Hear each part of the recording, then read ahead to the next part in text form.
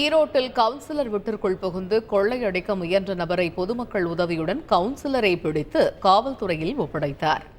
ஈரோடு மாநகராட்சி 12வது வார்டு கவுன்சிலராக உள்ளவர் ஜெகதீசன். இபிபி நகரில் உள்ள இவரது வீட்டிற்குள் புகுந்து மர்ம நபர் ஒருவர் கொள்ளையடிக்க முயன்றுள்ளார். இதனை சிசிடிவி காட்சிகள் மூலம் அறிந்து கொண்ட ஜெகதீசன் தனது குடும்பத்தினர் மற்றும் அப்பகுதி மக்களின் உதவியுடன் கொள்ளையனை பிடித்து போலீசில் ஒப்படைத்தார்.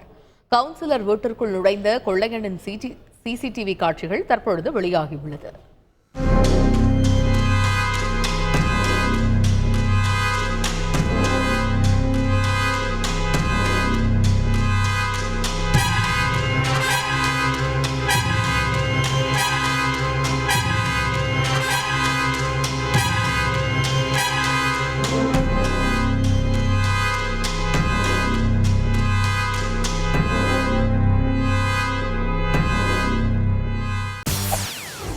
செய்திகளை உடனுக்குடன் தெரிந்து கொள்ள உடனே சப்ஸ்கிரைப் பண்ணுங்க.